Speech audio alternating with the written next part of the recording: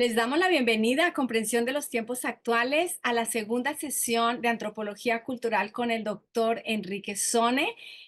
Ya tuvimos una primera sesión muy interesante donde ya estableció el fundamento de la antropología cultural y hoy vamos a estar yendo en cuanto a la antropología y la teología. Y vamos a orar. Señor, gracias por este tiempo, por esta clase, por el doctor Sone, por su vida, ministerio, por lo que tú has hecho y lo que tú le has revelado. Te pido que lo bendigas, bendigas esta clase, Señor, y bendigas a cada oyente en el nombre de Cristo Jesús. Amén.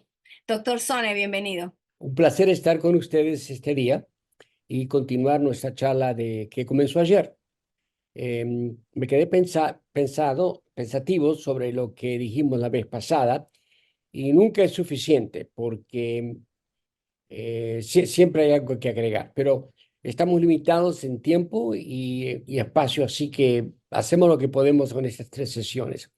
Hoy lo que quiero tratar es acerca de lo que yo llamo teología informada antropológicamente. ¿Cómo podemos informar a nuestra teología? Em, a través de este conducto, este canal de antropología. Am, lo que digo es que es una pretensión, ¿no? Enfocar la teología de tal manera que vamos a integrar a la teología conceptos antropológicos. Esto nos va a ayudar mucho. Ahora, la Biblia está llena de antropología cultural, por todos lados.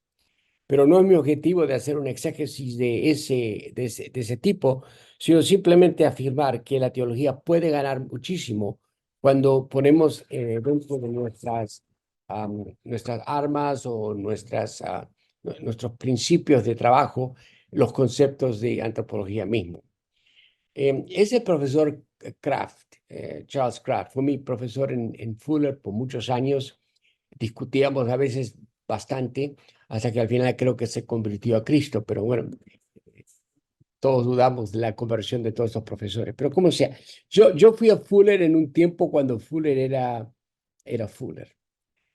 Ahora han tenido ciertas conductas que no necesariamente me atraen, se han ido un poquito más hacia la izquierda y en sí no tienen el mismo eco del corazón bíblico y evangélico que existía en el tiempo en que a mí me tocó recibir clases. Yo estudié con Kraft, pero más que nada con Paul Hibbert, que fue mi mentor preferido, y también el doctor Glasser, y también tuve la dicha de escuchar y ser un alumno del doctor McGavern. Son personas que en mi mente fueron apóstoles de la fe, ayudándonos muchísimo, ¿verdad? Entonces, Kraft acierta en su libro algo muy importante. Dice así, yo creo que esto es importante. Dice, la cultura no es en sí misma ni enemiga ni amiga de Dios ni de los humanos. Es más bien algo que está allí para ser utilizado por seres personales como los humanos, Dios y Satanás. El siguiente dice, la cultura es el medio en el que tienen lugar todos los encuentros con o entre seres humanos y en términos de los cuales se produce toda comprensión y crecimiento humano. Yo creo que quiero repetir eso. La cultura es el medio en el que tienen lugar todos los encuentros con o entre seres humanos y en términos de los cuales se produce toda comprensión y crecimiento humano. Bastante importante.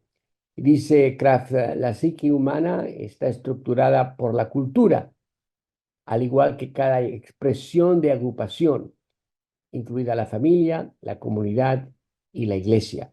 Para mí, lo más importante es entender que la cultura es un instrumento, es una base que puede ser utilizado tanto por Dios, lo es por los hombres, seres humanos, y también por Satanás. Entonces, cuando nos ponemos a pensar de eso, nos damos cuenta que cultura tiene un papel muy importante. Y yo le digo a todos mis estudiantes, no hay tal cosa como una teología sin cultura. Si no hay cultura, no hay teología, porque cultura es donde vivimos. Bueno, es un punto que se discute, pero siempre lo he pensado de esa manera y todavía no he cambiado de opinión, que yo no puedo adorar a Dios en un abstracto, no puedo estar flotando en el aire, aunque flotando en el aire sería mi contexto, sería mi cultura. Así que, bueno, como sea, la cultura es importante. Pero informando nuestra teología antropológicamente, el enfoque en la siguiente placa dice, reconoce que la fe y la espiritualidad se viven y expresan dentro de contextos culturales específicos. Y por lo tanto, la comprensión de estos contextos es crucial para una teología relevante y aplicable. Tenemos que saber o conocer nuestra audiencia, por decirlo de otra manera, y saber de qué se expresan en contextos culturales. Uno va al África y el hermano Paul sabrá esto mucho más que yo, porque yo no he estado en África.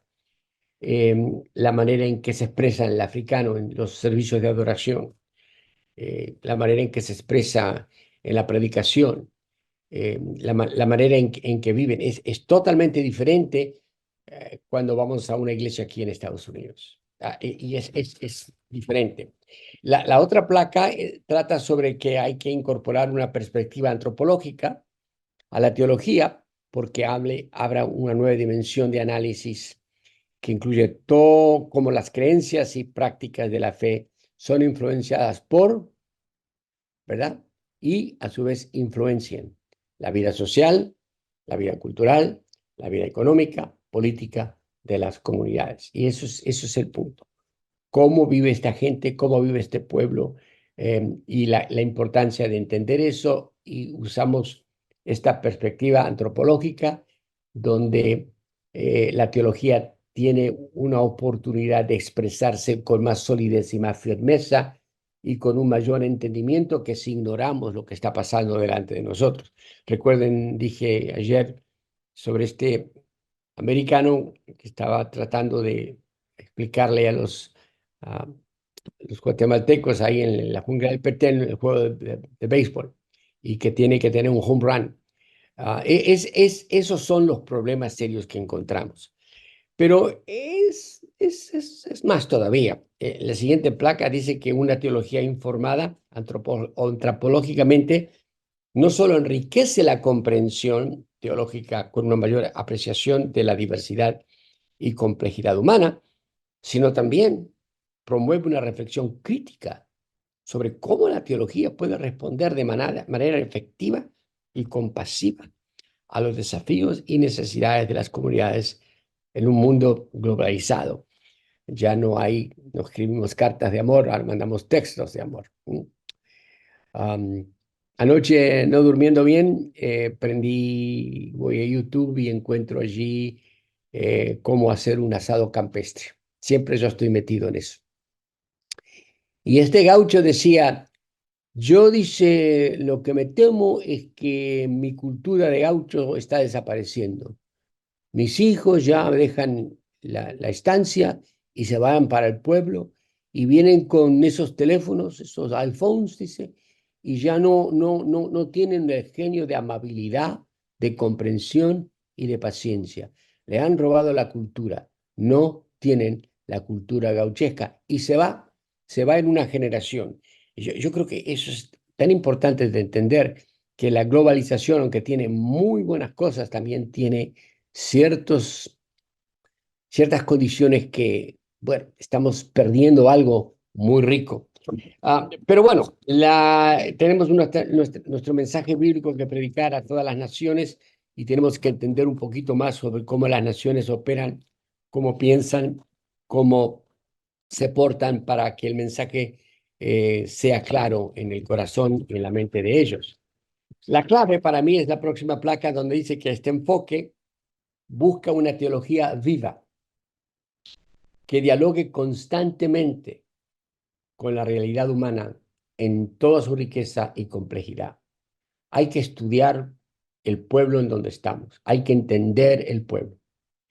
Cuando yo asumí el pastorado aquí en Montevelo, yo sabía que tenía una problemática porque yo no soy mexicoamericano y hay un pueblo muy conocido en el sur de California que es mexicoamericano y yo sabía que no podía crecer con ese grupo y en realidad que tengo una mezcla, pero tengo de todo aquí en la iglesia, pero no es prominentemente mexicoamericano porque el mexicoamericano tiene su complejidad y no acepta sobre todo al sudamericano.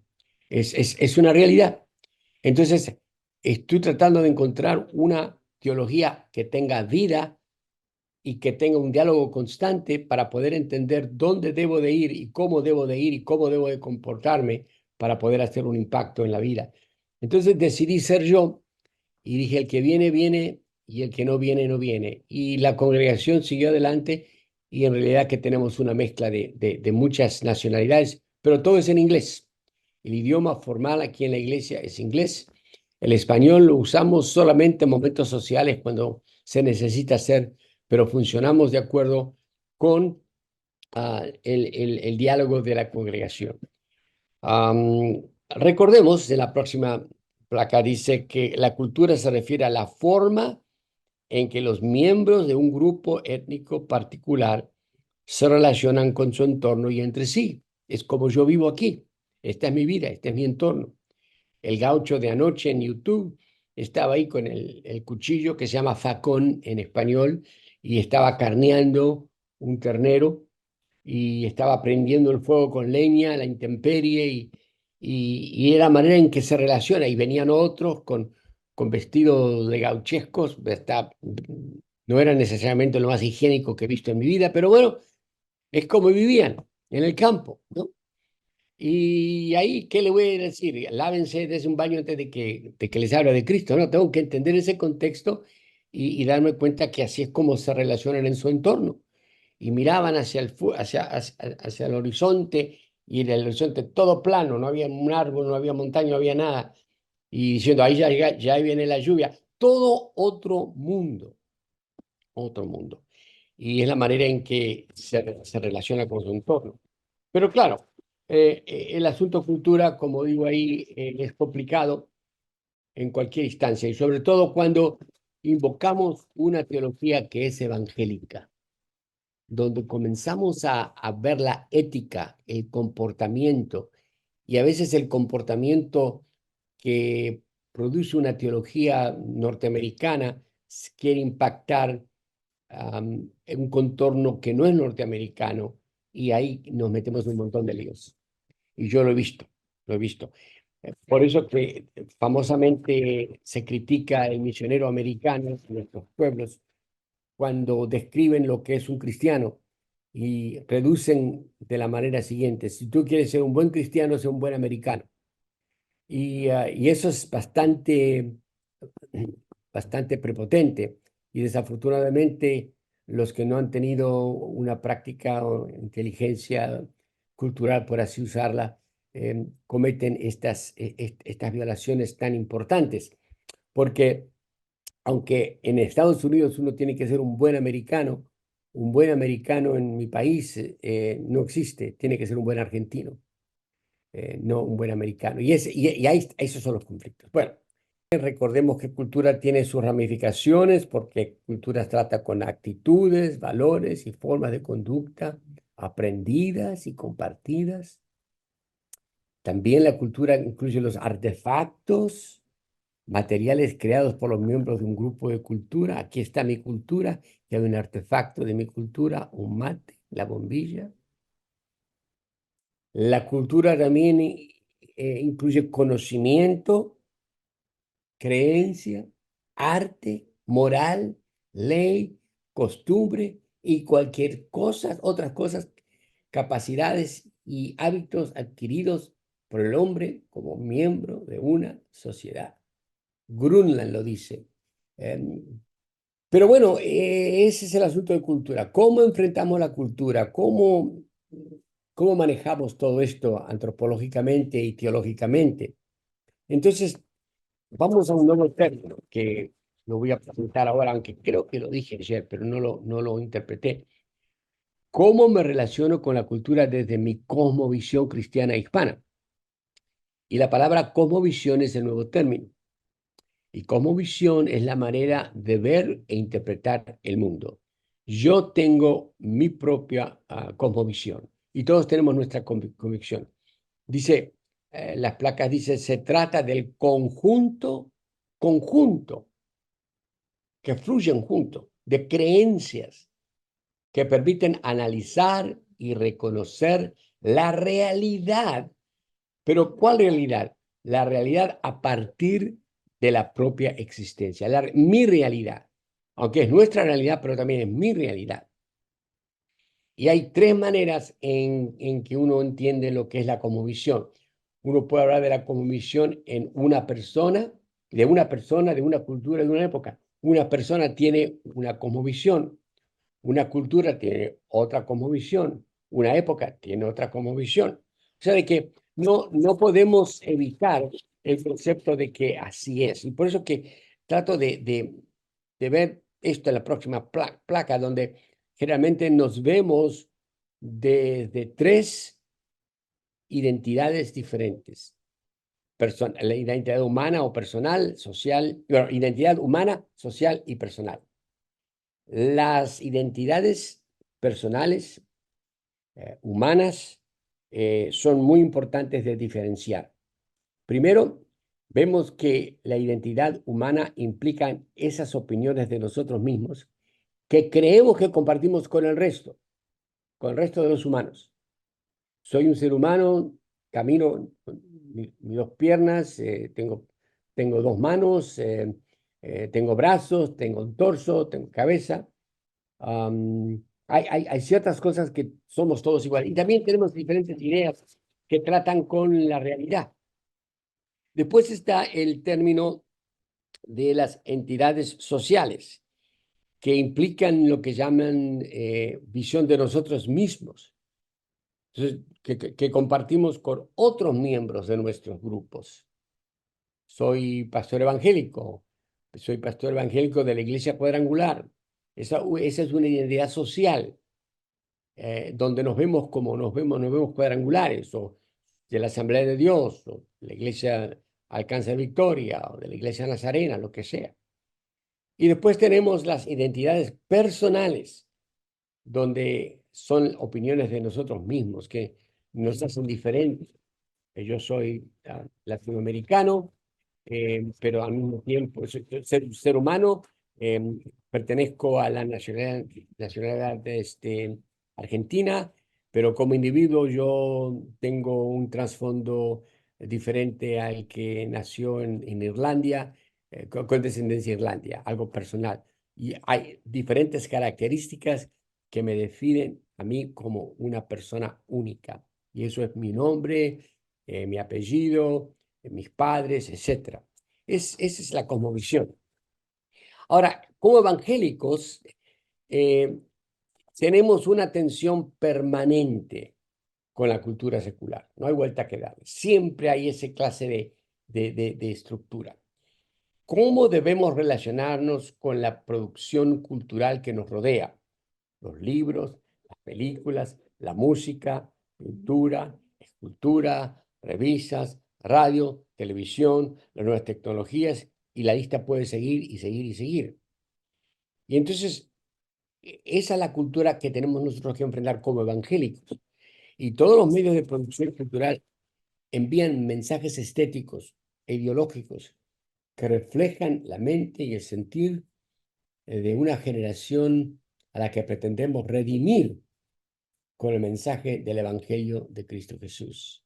Y es una flor de cultura, como hemos ya admitido. Quizás el concepto importante a seguir es lo que también dice Kraft, que la cultura no es en sí misma ni enemiga ni amiga de Dios, ni de los humanos. Es más bien algo que está allí para ser utilizado por seres personales como los humanos, Dios y Satanás. A propósito, lo estoy repitiendo. La cultura es el medio en el que tienen lugar todos los encuentros con o entre seres humanos y en términos de los cuales se producen toda comprensión y crecimiento humano. La psique humana está estructurada por la cultura, al igual que cada expresión y agrupación, incluida la familia, la comunidad y la iglesia. ¿Cómo me voy a relacionar yo entonces con la cultura que no es ni enemiga ni es amiga? ¿Cómo? Es neutral, es neutral. Tengo que ir allí. Y una cultura es utilizada ya sea por la causa del evangelio como también por el enemigo. Entonces, aquí vamos a remontarnos ahora al siglo pasado, creo que al año 1951, cuando Richard Niebuhr escribe un libro muy importante que se llama Cristo y Cultura, Christ and Culture. Es un libro que en el mundo anglosajón es de referencia permanente para la discusión del tema. La crítica que se le han dado a Niebuhr es que él no enfatiza la misión de Dios. No es un misiólogo, es un teólogo. Y los misiólogos se quejan de Niebuhr, de que está hablando acerca de la cultura y no menciona la misión de Dios. Pero ese es otro asunto. Lo importante es que para Niebuhr existen 5 maneras en que el cristiano se relaciona con la cultura.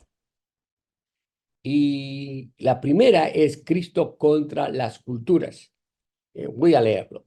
Esta posición sostiene una oposición clara entre Cristo y por ende el cristianismo y la cultura humana.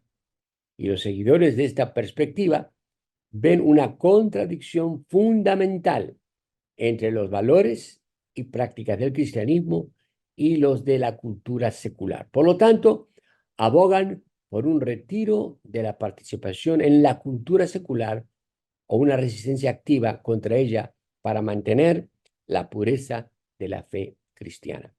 Y yo creo firmemente en el himno, el mundo no puede ser mi hogar. Y el mundo no puede ser mi hogar, como dice el himno. Pero estamos en este mundo.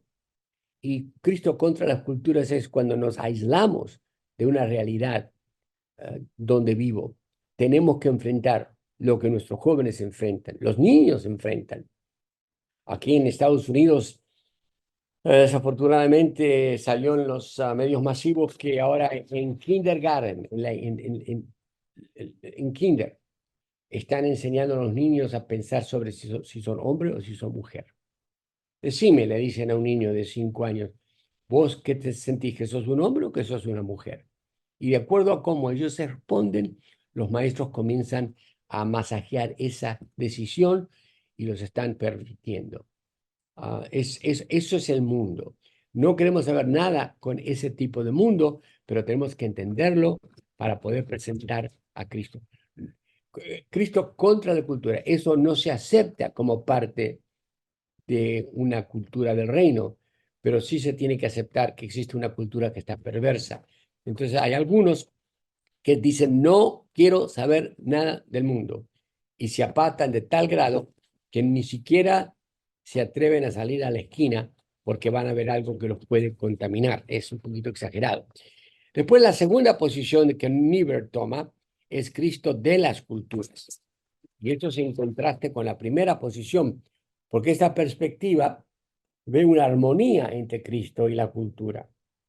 Y sus proponentes creen que los valores y enseñanzas del cristianismo pueden encontrarse y están reflejados dentro de las mejores tradiciones culturales humanas. Y lo que ocurre aquí es donde sí estamos dando demasiada credibilidad al mundo y lo que tiene, y es una postura que tiende a minimizar las diferencias entre el cristianismo y la cultura, enfatizando, la verdad, que en el cambio de los puntos de acuerdo y compatibilidad. Bueno, no está tan mal después de todo, decimos, ¿no? Y pasa como dice gato por liebre. Cristo, la cultura, como una vez una persona dice, pero ¿sabe qué? Esa persona que no es creyente se porta mejor con su esposa que aquel que no es creyente, que aquel que es creyente.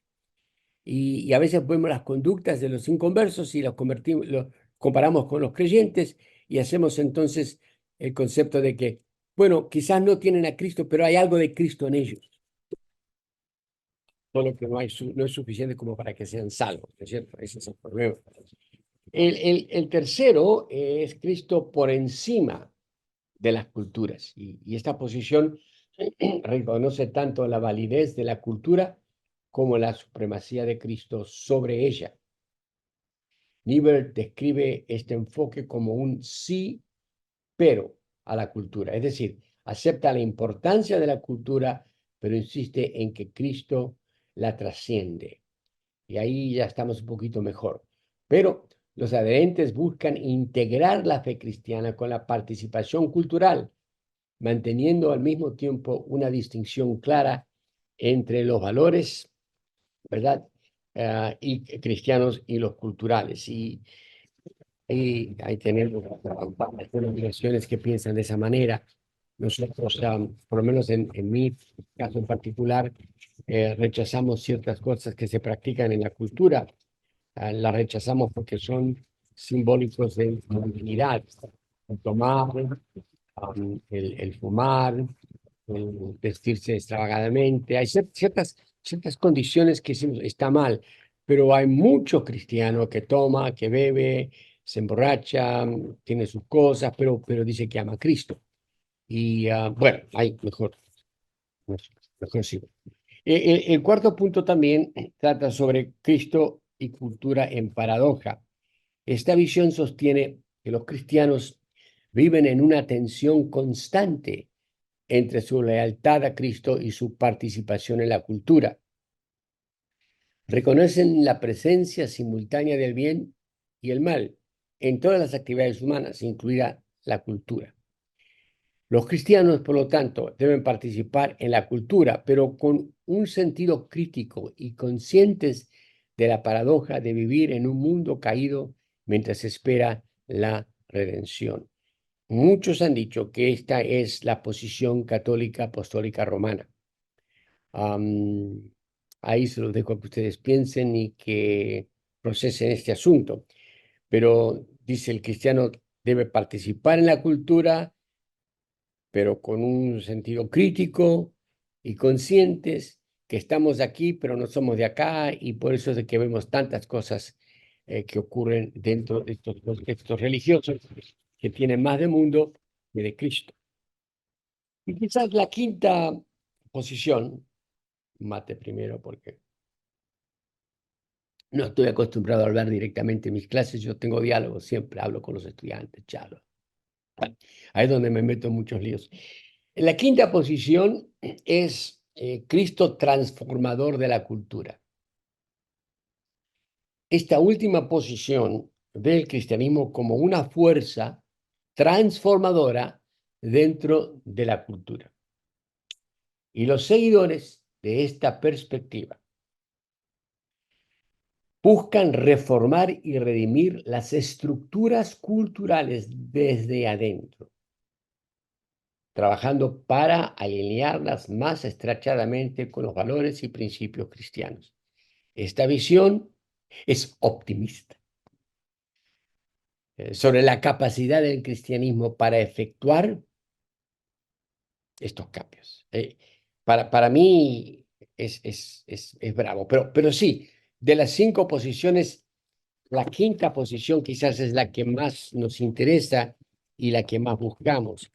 Y ahora es donde tenemos que entrar en camiseta de 11 varas, porque Cristo contra la cultura es una, Cristo de la cultura es otra, Cristo sobre la cultura es la tercera, Cristo y la cultura en paradoja, Cristo transformando la cultura. ¿Cómo vamos a manejar nuestra vida en esta cultura? ¿De qué manera podemos presentar el Evangelio? ¿De qué manera podemos hacer un impacto? ¿Y de qué manera la cultura nos está impactando a nosotros para presentar el mensaje de Cristo? El problema persistente es entre el cristianismo y la cultura. Este es un problema porque sabemos que Cristo es perfecto, sin pecado, y si la cultura es hecha por el hombre, sabemos que los humanos son imperfectos y somos pecadores.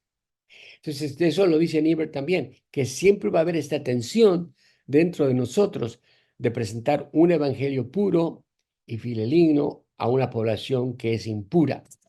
Pero ese es el llamado que tenemos. Y tenemos que pensar seriamente en qué hacemos y cómo trabajamos la cultura. Entonces, la siguiente placa dice, entonces, ¿cómo puede Cristo mezclarse con quien es imperfecto y pecador? ¿Verdad? La Biblia dice que deberíamos estar fuera del mundo y al mismo tiempo hay pasajes que sugieren que debemos estar en el mundo. ¿Cómo vamos a tratar todo este asunto?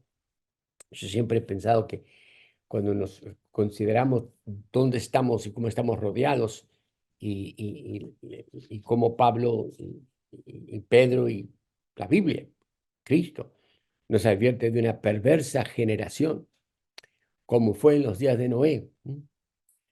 Y así es, ¿no? Bueno, de alguna manera tenemos que relacionarnos con la cultura. Somos del mundo, estamos en el mundo, pero no somos del mundo. Ahí está la tensión.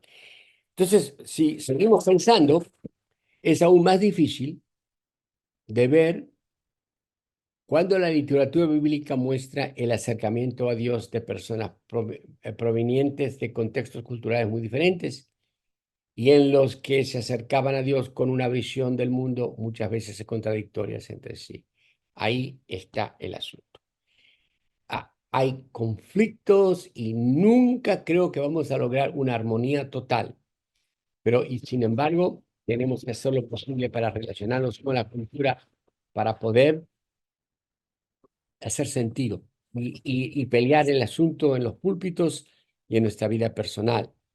Es complicado el asunto de cultura, pero más complicado son las subculturas, porque es fácil porque yo puedo decir, bueno, él es Chapín, yo soy argentino. Él es colombiano, yo soy venezolano. Pero la problemática es que venimos a Cristo, venimos al Señor y somos familia de Dios, somos hermanos y existe una afinidad entre nosotros. Pero nunca esta afinidad deja a nuestra cultura. Seguimos con las mismas matices, seguimos con las mismas mañas, pues, como dirían. Y es difícil a veces para nosotros captar el daño y los choques culturales que existen aún entre nosotros mismos. Por ejemplo, como evangélicos hispanos, los cristianos hispanos tenemos una tensión con una subcultura evangélica compuesta de angloamericanos. Ahora estoy hablando totalmente de Estados Unidos. Es el único contexto en el que eh, me puedo hablar con un nivel de autoridad. Yo he vivido en Centroamérica y en Sudamérica, pero este es el contexto y de aquí parten estas ideas. Usando la metáfora de la jungla cultural, observamos nuestra historia aquí en Estados Unidos y específicamente en California a través de 5 ventanas que quiero explorar en la próxima clase con mucha más fuerza. Pero igual quiero tocar esas ventanas ahora, tocar por lo menos decir algo sobre lo mismo, porque quiero hacer el movimiento de tener una teología informada por antropología, pero al mismo tiempo darnos cuenta lo difícil que es navegar cuando tenemos conocimiento antropológico y tenemos una fe, y a veces la fe contradice la antropología y a veces la antropología nos empuja con la fe. Entonces, en nuestra próxima clase vamos a tratar esto, la práctica, cómo ponemos antropología y teología juntos y la practicamos en el ministerio. Pero lo que quiero aceptarme aquí y decir claramente es que no puedo ni nadie debe juzgar las acciones del pasado a la luz del presente, porque no puedo. eh, Monday Night Quarterbacking. No puedo adivinar lo que había en el corazón o en la mente de ciertas personas y aún en la mía.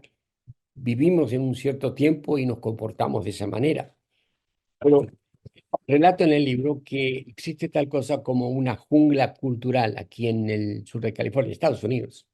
Hoy más que nunca en todo Estados Unidos, en todo el mundo, pero Estados Unidos es un enfoque, es el país donde todos quieren venir a vivir. Y encuentro que hay tensión entre nosotros mismos, porque hay mal entendido cultural. Y la problemática del malentendido cultural es que la cultura dominante rehúsa un diálogo. Y ahí es donde tenemos la problemática. Cuando hay un diálogo, dice, hablando se entiende la gente. Cuando no hablamos, nos, nos traicionamos a nosotros mismos porque no permitimos un intercambio de ideas. No, nadie tiene una idea completa. Todos compartimos parte de la verdad y juntos encontramos a Cristo. Entonces quiero presentarles la jungla cultural que vamos a desarrollar con bastante detalle la próxima vez que nos reunimos, pero quiero tocar estos 5 puntos importantes de lo que llamamos, lo que yo llamo la jungla cultural y cómo tenemos que procesar. Eh, Cuando el contexto es el siguiente, estoy yo en Centroamérica, me encuentro con quien llegó a ser mi esposa y nos casamos aquí en California. Estábamos listos para regresar a América Central, iba a ir a estudiar en el seminario latinoamericano. Dios en su providencia me cerró esas puertas. En esos días todavía no estaba con la problemática que ahora tienen, porque que tuvieron años. Ahora ya no es seminario latinoamericano, ahora es universidad. No, perdón, es el seminario bíblico latinoamericano. Ahora es Universidad Bíblica Latinoamericana, que resultó ser un nido de comunistas.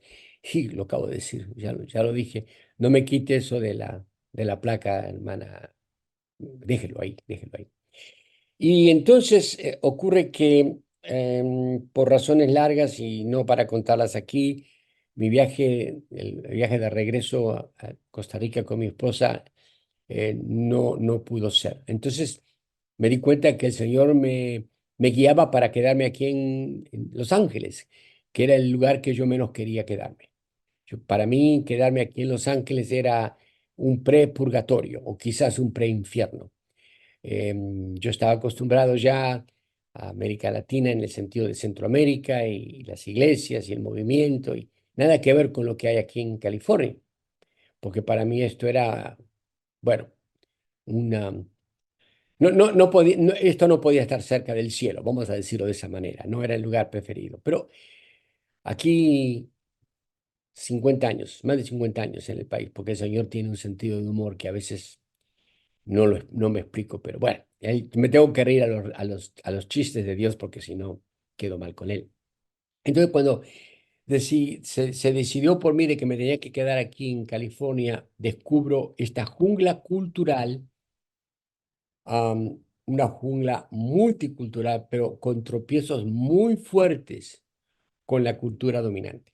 Y aquí comenzamos, ¿verdad?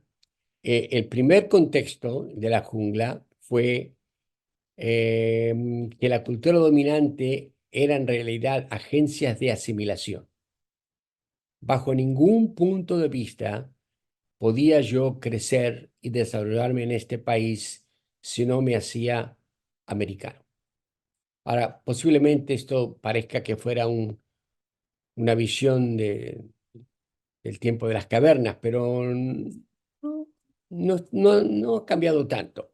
La idea aquí era que las iglesias hacían todo lo posible para que los hispanos, y estoy hablando de los hispanos, pero esto se aplica a los filipinos, se aplica no los coreanos, pero los filipinos, algunas otras minorías que existen en el país.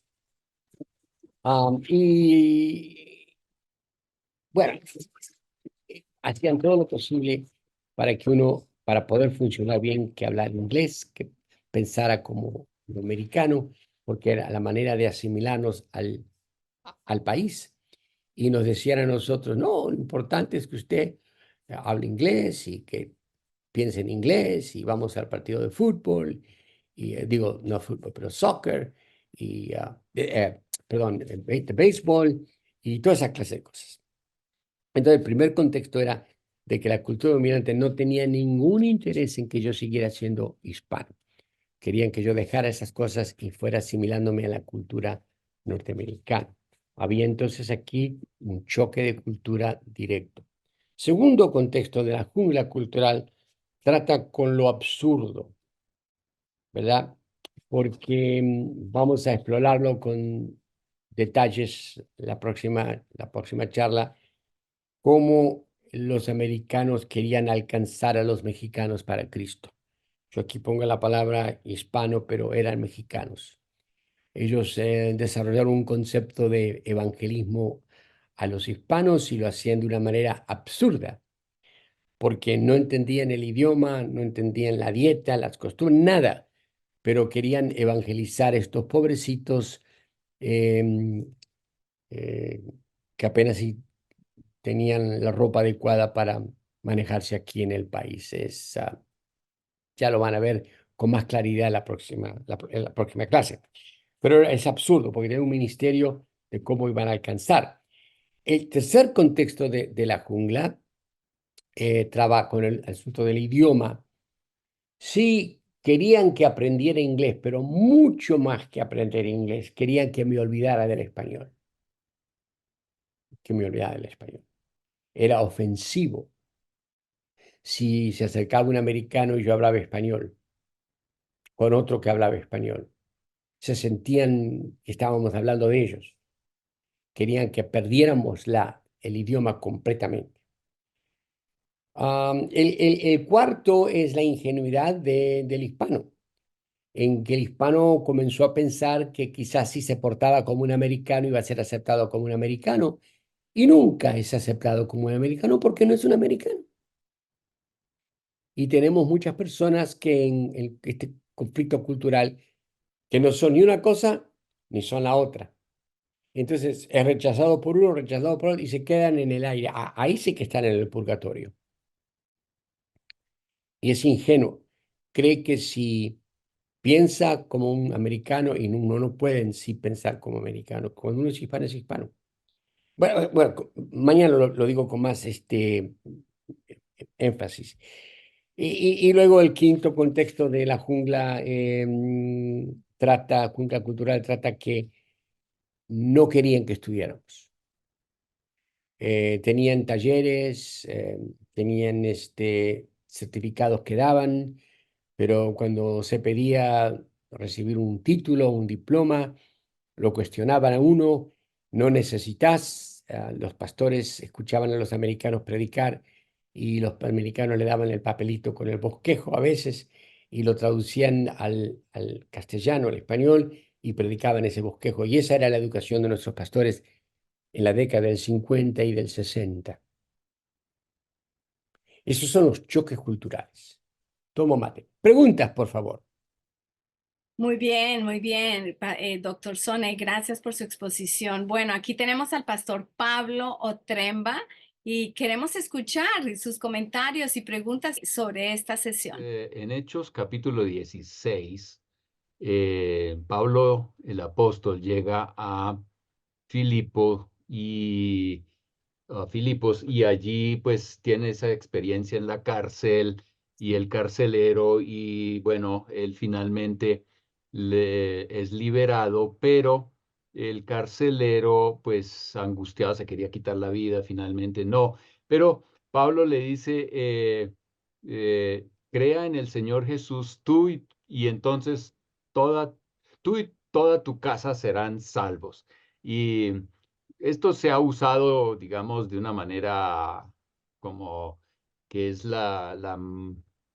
¿cómo se dice? La fórmula mágica, que si yo me convierto, toda mi familia se convierte, y eso obviamente no es la realidad a nivel mundial, porque aquí hay un aspecto cultural. ¿Pudiera usted decir algo al respecto? Yo sé que cuando yo acepté a Cristo como mi Salvador, pe- pi- eh, eh, quería que mis hijos hicieran también una profesión de fe porque es algo personal del individuo. Pero sí, conozco, bueno, conozco ciertos momentos en la historia donde se convierte el cacique de una tribu y al convertirse él, se convierte toda la tribu. ¿Verdad? Y entonces yo creo que eso es que el cacique da permiso para que puedan ser parte de la comunidad y tener a Cristo en su corazón. Pero yo creo que am, es personal, pero al mismo tiempo es comunitario.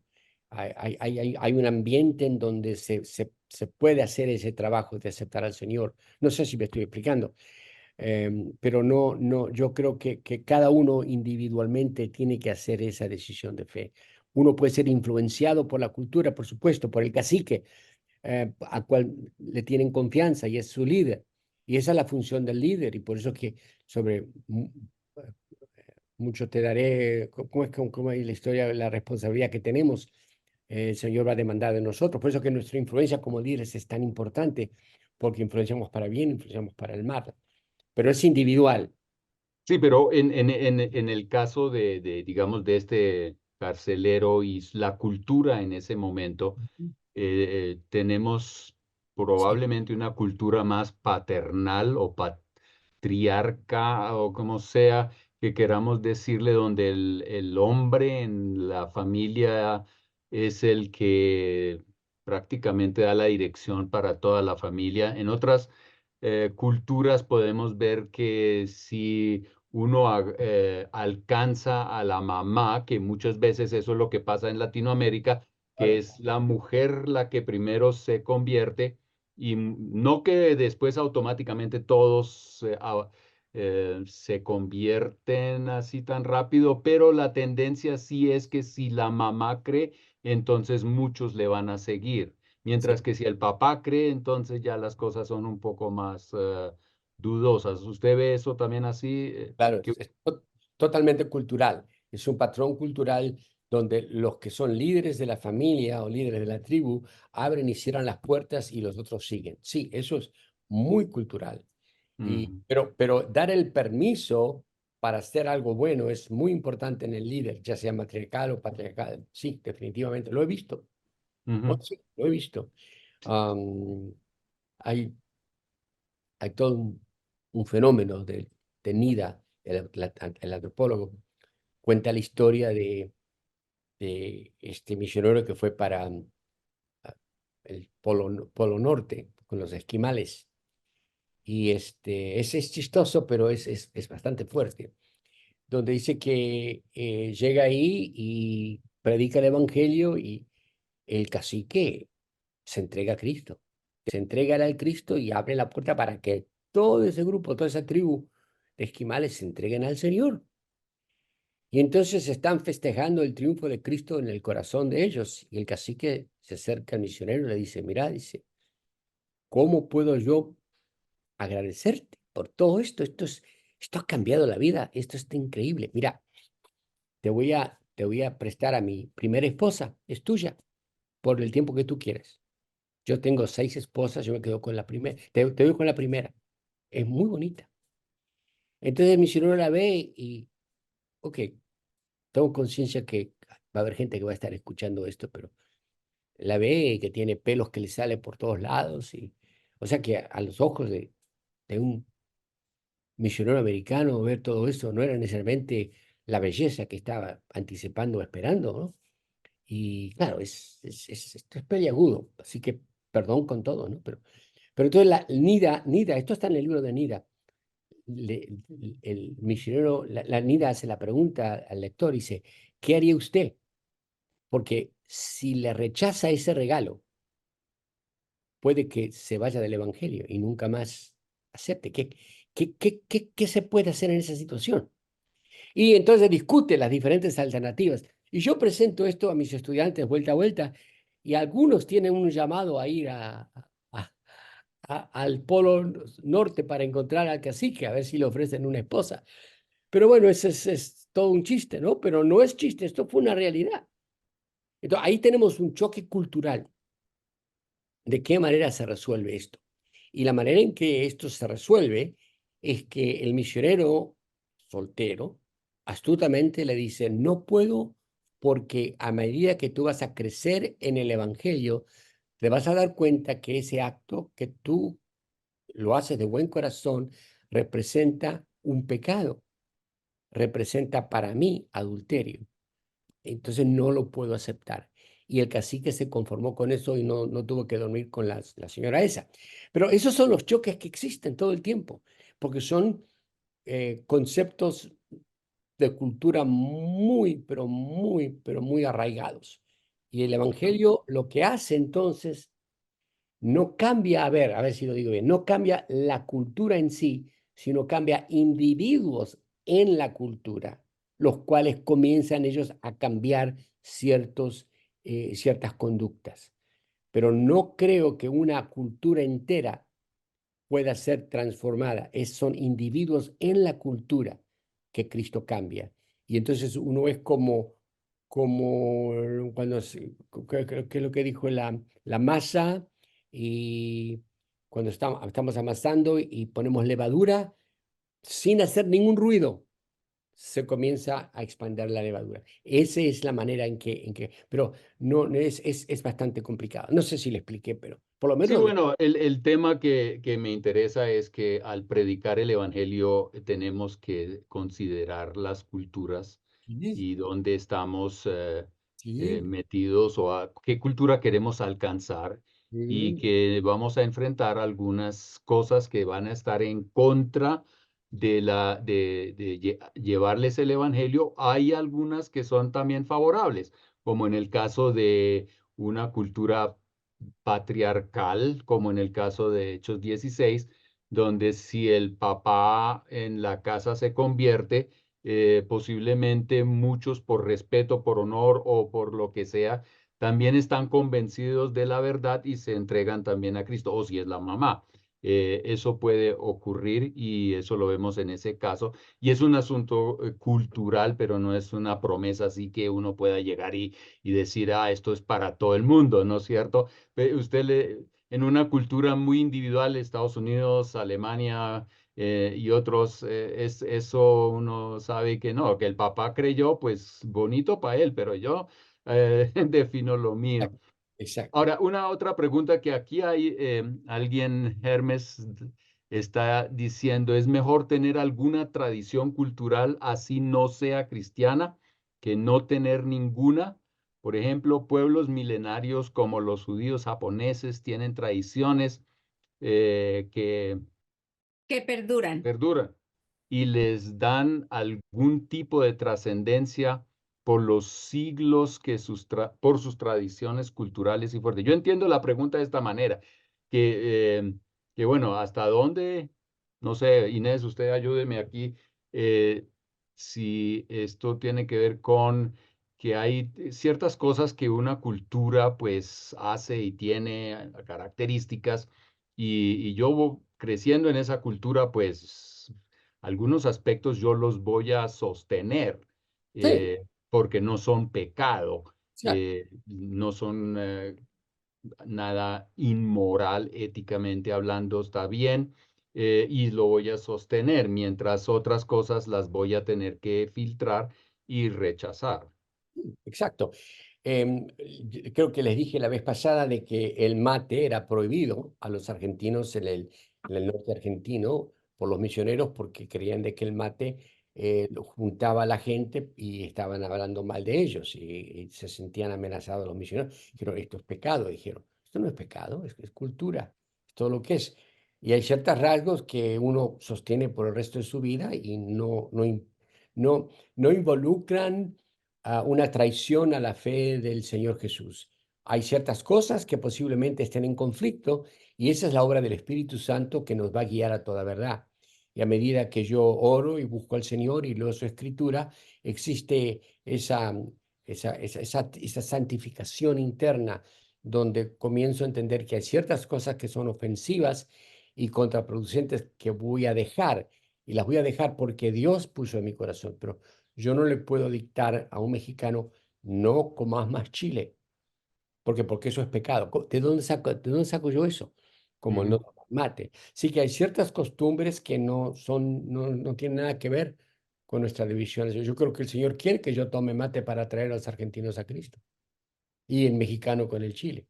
Sí, Y lo que yo creo que es muy importante es también detectar cuáles aspectos de una cultura sí son cuestionables. sí, Y claro, uno no solamente se separa de eso, yo creo que ahí está también el desafío.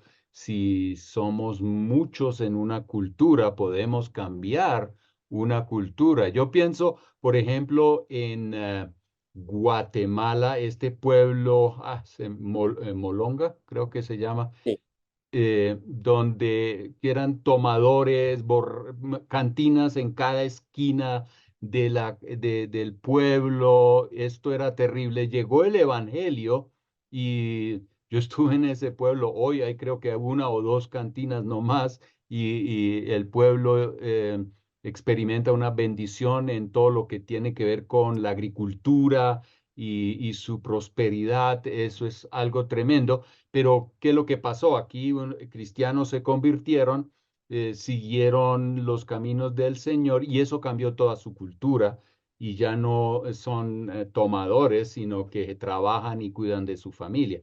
Entonces yo creo que sí, una comunidad grande de cristianos puede influir a una cultura pecaminosa y cambiarla, y pues y ellos siguen siendo guatemaltecos. sí. Ellos seguramente tienen algunos rasgos que no hay que cambiarlos, y listo. Exacto. No, voy muy de acuerdo. En años atrás en Estados Unidos venía un predicador, predicaba en contra del alcohol y las cantinas se cerraban. Y había un avivamiento, pero después volvía otra generación llegando a ese pueblo y se convertía en alcohólicos otra vez. Pero sí, yo creo en esa transformación, por supuesto que sí, pero por lo general no es así. Ujú. Guatemala es un lugar único. Recuerda, yo viví en Guatemala varios años y sé lo que el Chapín puede hacer, y lo que han hecho, y es extraordinario. Las zanahorias parecen que fueran melones, así de grandes. Sí, sí, sí, yo tengo fotos porque estuve ahí. Sí, Y sí, sí. yo crecí en el campo, y yo veía estas cosas y yo dije, wow, esto es especial, y es de verdad algo maravilloso ver eso. Sí, Pero obviamente podemos sí cambiar también nuestro entorno hasta cierto punto, sí. y cuando se trata de asuntos pecaminosos. ¿Sí? Sí, y Sí. sí hay repercusión, pero por ejemplo, yo me pongo a pensar en Estados Unidos y los 200 y pico de años que tenemos como país, ¿verdad? Y nos llamamos un país cristiano, pero tenemos muy poco de cristianos ahora. Nuestro gobierno está para el lado de los tomates, como decimos, con todo el permiso de Guatemala y los tomates de Guatemala, ¿verdad? Aquí hay una pregunta y viene de Gustavo. Dice, tengo una etnia indígena que han recibido a Cristo, pero algunos dicen que no van a dejar de masticar la coca. ¿Cómo se puede manejar eso? Él dice, yo sé que masticar coca no es pecado, pero lo que hace la coca los marea y está la creencia que lo conectan con con otros espíritus. Yo no tengo un Co- co- llamado a donde ellos viven, así que voy a tratar de no contestar. No, que sigan mascando coca. Bueno, yo sí quiero decir algo y justamente tengo esto aquí, es mate de coca.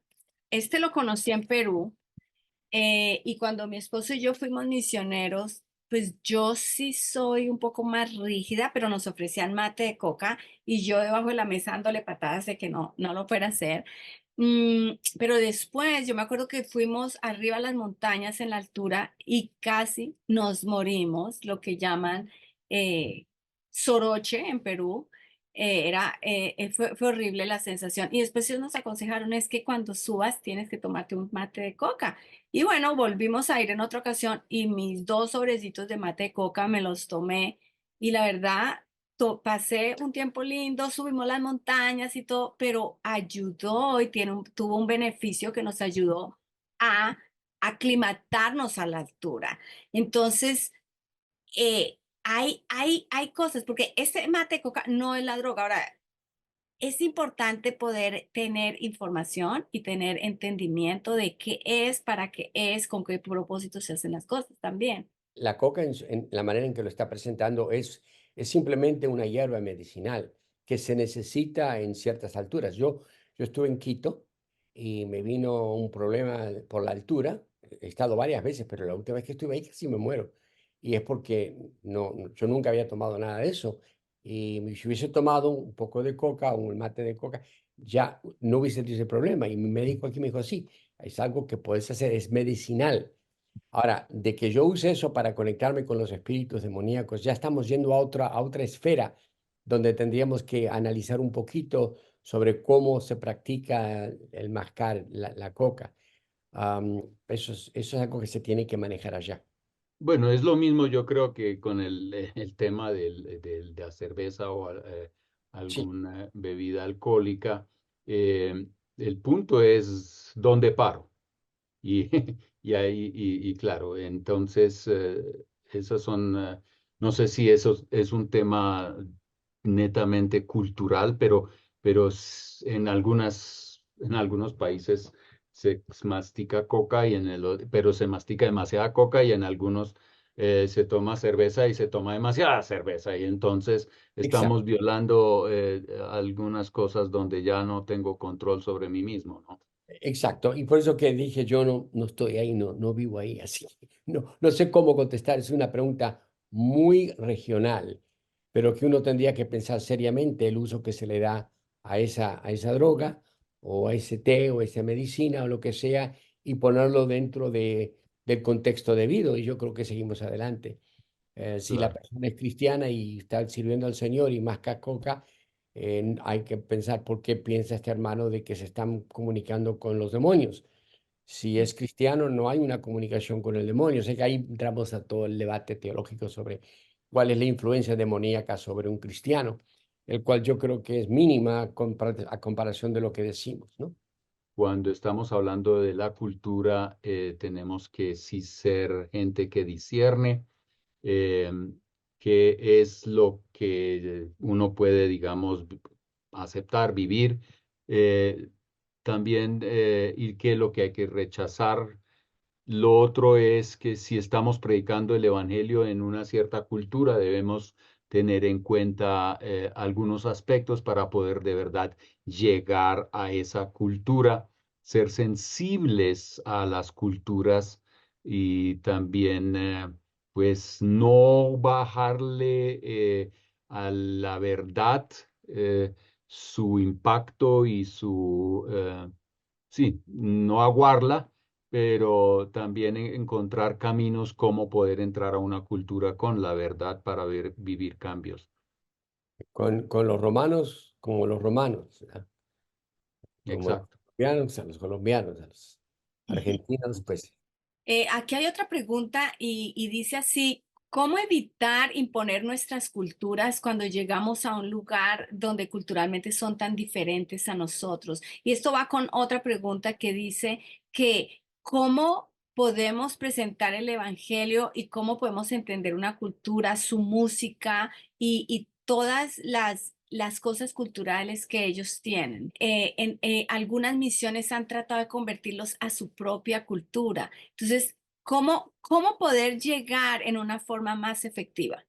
Cristo es el que cambia al individuo y el individuo se ajusta y vive dentro de su cultura con esos ajustes y él se convierte en un testimonio a la cultura sobre lo que Cristo hace en sus vidas. Y por lo general, lo que uno deja de su cultura son esas cosas que dañan a otros o se lo dañan a uno mismo. De repente, las cosas más sencillas, ya no miente como antes, ya no dice malas palabras como antes. Ahora su sí es sí, su no es no. Hay cambios radicalmente, eh, comportamientos radicalmente cambiados que enfocan la presencia de Cristo, pero sigue siendo quien es. Sigo siendo argentino, pero ahora ya no maldigo. Ahora ya no estoy tras mujeres, no soy mujeriego, no soy un alcohólico. ¿Qué pasó? Cristo entró en mi vida, Él llena mi vida. Esa es la manera en que se cambia la cultura. Pero no podemos decir, para que venía Cristo y no puedes volver a tomar vino. Usted le dice es un argentino, el argentino nunca se entrega a Cristo, porque el vino es parte de la cultura. Cuando mi hijo fue a Argentina, años atrás, fue a la casa pastoral y el pastor le dijo, oh, Jeffrey, escúchame, ¿vino blanco o tinto? ¿Qué querés? Y Jeffrey casi le agarra un patatús, porque aquí vino no se toma, uno no toma, pero allá en Argentina es común. El pastor le estaba ofreciendo vino. Me dice, Dad, it's crazy. No, no está loco. Pero uno viene presenta a Cristo y aquel que es tomador por borracharse, deja de hacerlo. Allá por lo general no se toma para emborracharse como el americano. El americano toma para emborracharse y el argentino toma porque es cultura. Con la comida un vaso de vino. Por lo Y general, también hay cristianos, y también hay cristianos que dicen, ah, mire, esa cultura lo permite, ahora yo me lo voy a permitir, y claro, después entonces se claro, emborrachan y hacen sentir mal a la otra gente, ¿no? claro. Entonces Oh, el sí, que sí, no sí. toma ya lo descalifican también. Tenemos que, en este asunto, el amor, yo creo que Ujú. juega un papel muy importante, y la verdad, porque yo creo que no podemos, por tanto amor y aceptación, después meternos en problemas personales y después tener que lidiar con una adicción o con algún pecado. Y terrible cuando ya es cosas de, por ejemplo, yo creo que con la coca, pues sí, un mate de coca no le va a hacer daño.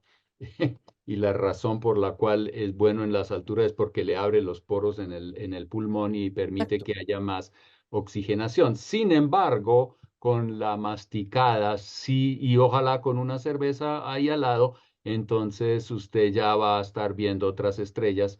Y no solamente eso, si eso lo conecta con su religión, su cosmovisión, entonces tenemos también un problema. Entonces aquí hay mucho discernimiento, necesidad de discernimiento, y para poder predicar el evangelio, y de verdad, a la hora de la verdad, si toma coca, Dios mío, eso no te salva, eh, pero puede dañar tu vida.